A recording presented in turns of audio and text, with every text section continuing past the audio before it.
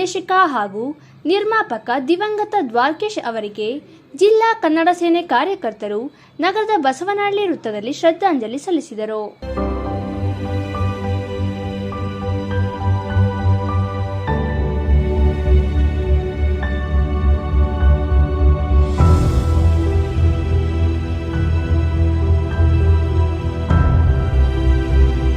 ಕನ್ನಡ ಸೇನೆ ಜಿಲ್ಲಾಧ್ಯಕ್ಷರಾದ ಪಿಸಿ ರಾಜೇಗೌಡ ಅವರು ಮಾತನಾಡಿ, ಕನ್ನಡ ಕಣ್ಮಣಿ, ಹಾಸ್ಯ ಕಲಾವಿದ, ನಟನಾಗಿ, ನಿರ್ದೇಶಕನಾಗಿ, ನಿರ್ಮಾಪಕನಾಗಿ ಕೆಲಸ ಮಾಡಿದ ದ್ವಾರಕೀಶ್ ಅವರು ಇಂದಿಲ್ಲ ಎಂಬ ಕೂಗು ಕರ್ನಾಟಕದ ಜನತೆಗೆ ತುಂಬಲಾರದ ನಷ್ಟವನ್ನು ಉಂಟು ಮಾಡಿದೆ ಎಂದು ದುಃಖದಿಂದ ಮಾತನಾಡಿದರು. ದ್ವಾರಕೀಶ್ ಅವರು ಹಿಂದೆ ಭಾರಿ ಕನ್ನಡ ಚಿತ್ರದಲ್ಲಿ ಹಾಸ್ಯವಾಗಿ ತೆಗೆದಂಥ ಚಿತ್ರ ಎಲ್ಲ ನಮ್ಮ ಕನ್ನಡಿಗನ ನಕ್ಕು ನಗಿಸುವಂಥ ಧೀಮಂತ ನಾಯಕರು ಈಗಾಗಲೇ ಕಣ್ಮರೆಯಾಗಿ ಕರ್ನಾಟಕಕ್ಕೆ ನಿಜವಾಗ್ಲೂ ನಮಗೆ ಒಂದು ಕತ್ತಲೆ ತುಂಬಿದಂಥ ವಾತಾವರಣ ಆಗಿದೆ. ಯಾಕೆಂತಂದರೆ ಅವರು ಮಾಡೋಂಥ ಚಲನಚಿತ್ರಗಳಲ್ಲಿ ಯಾವುದೇ ಹಾಸ್ಯ ಇರೋಂಥದ್ರಲ್ಲಿ ಇಡೀ ಸಂಸಾರಿಕವಾಗಿ ನೋಡೋಂಥ ಚಿತ್ರಗಳು ಅರ್ಥಪೂರ್ಣವಾಗಿ ಕನ್ನಡದಲ್ಲಿ ಮಾಡೋಂಥ ವ್ಯಕ್ತಿ ದ್ವಾರಕೀಶ್ ಅವರು ಇನ್ನಿಲ್ಲ. ನಿಜವಾಗ್ಲೂ ನಮಗೆ ಮತ್ತೊಬ್ಬರು ಈ ರೀತಿ ಹುಟ್ಟುಬರೋಂಥ ಕನ್ನಡಿಗರಾಗಬೇಕೆ ವಿನಃ ಬೇರೆ ಬೇರೆ ಥರದಲ್ಲಿ ಮಾತಾಡಿ ಇವತ್ತು ಕನ್ನಡ ಭಾಷೆಯಲ್ಲಿ ಸಂಸಾರಿಕವಾಗಿ ಚಿತ್ರ ತೆಗಿತಾ ಇರೋದೇ ಭಾರಿ ಕಡಿಮೆ ಆಗಿ ನಮ್ಮ ದುರಂತ. ಆದರೆ ಇಂಥವ್ರನ್ನೆಲ್ಲ ನೋಡಿ ಇವತ್ತಿನ ಚಿತ್ರರಂಗದಲ್ಲಿ ಬರೋಂಥವ್ರು ಸಂಸಾರಿಸಿದ್ರು ಮಕ್ಕಳೊಂದಿಗೆ ತೆಗೆಯೋಂಥ ಚಿತ್ರ ನಟರು ನಟಿಯರು ಬೇಕಾಗಿರ್ತಾರೆ. ಆದರೆ ಇಂಥವ್ರನ್ನ ನೋಡಿ ಇವತ್ತು ಚಲನಚಿತ್ರ ತೆಗಿಬೇಕು. ಯಾಕೆಂತಂದರೆ ಯಾರೇ ಒಬ್ಬ ರೈತಾಪಿ ಅಥವಾ ಯಾವುದೇ ಕೆಲಸ ವರ್ಗದವ್ರು ಹೋದರೆ ಆ ಚಿತ್ರ ನೋಡಿ ಎಷ್ಟೋ ಜನ ಬದುಕಿರೋಂಥವ್ರು ಇದ್ದಾರೆ. ಹೀಗಾಗಿ ಇವತ್ತು ನಿಜವಾಗ್ಲೂ ಕರ್ನಾಟಕಕ್ಕೆ ತುಂಬಲಾರದ ನಷ್ಟ. ಮತ್ತು ನಾವೆಲ್ಲ ಕನ್ನಡಿಗರು, ಕನ್ನಡ ಸೇನೆ ಇವತ್ತು ಮತ್ತೆ ಇದೇ ರೀತಿ ಒಬ್ಬ ಹುಟ್ಟು ಬರಲಿ ಅಂತೇಳಿ ಆ ತಾಯಿ ಭುವನೇಶ್ವರ ಅಂತ ಕೇಳ್ತೀವಿ. ದುಃಖ ತುಂಬಲಾರದ ನಷ್ಟ ಆಗಿದೆ ನಮ್ಮ ಚಲನಚಿತ್ರಕ್ಕೆ.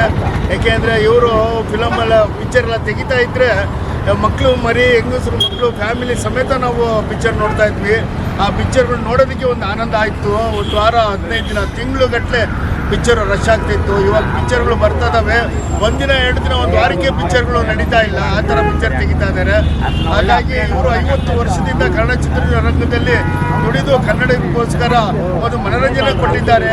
ಅವರಿಗೆ ಅವರ ಕುಟುಂಬಕ್ಕೆ ಎಲ್ಲರೂ ದೇವರು ಆಯಸ್ಸು ಆರೋಗ್ಯ ಕೊಟ್ಟು ಆ ದುಃಖವನ್ನು ಭರಿಸಲೆಂದು ಕೇಳ್ತಾ ಕನ್ನಡ ಸೇನೆ ಕರ್ನಾಟಕ ಆಟೋ ಚಾಲಕರ ಮಾಲೀಕರ ಸಂಘದಿಂದ ಅವರಿಗೆಲ್ಲರಿಗೂ ಒಳ್ಳೆಯದಾಗಲಿ ಅಂತ ಹೇಳಿ ಮಾತನಾಡುತ್ತೀನಿ. ಜೈ ಜೈ ಕರ್ನಾಟಕ.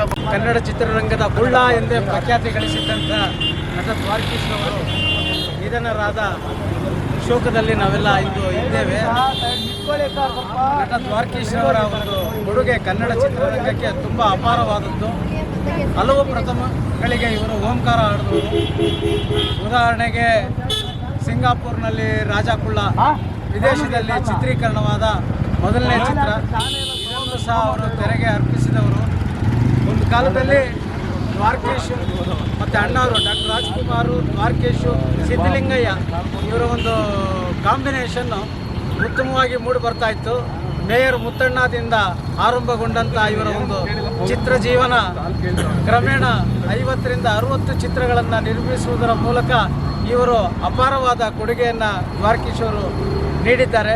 ಈ ಸಂದರ್ಭದಲ್ಲಿ ಕನ್ನಡ ಸೇನೆ ನಗರ ಆಟೋ ಚಾಲಕರ ಮಾಲೀಕರ ಸಂಘದ ಅಧ್ಯಕ್ಷರಾದ ಜಯಪ್ರಕಾಶ್, ಮುಖಂಡರಾದ ಸತೀಶ್, ಅನ್ವರ್, ಪಾಲಾಕ್ಷ, ಭವ್ಯ, ಜಗದೀಶ್, ಪುಷ್ಪ, ಹರೀಶ್, ರೋಷನ್, ಹರಿಶಂಕರ್, ಅನ್ವರ್, ಲಕ್ಷ್ಮಿ, ರಶ್ಮಿತಾ, ಮಂಜುಳಾ, ಆನಂದ್, ರಂಗನಾಥ್ ಉಪಸ್ಥಿತರಿದ್ದರು.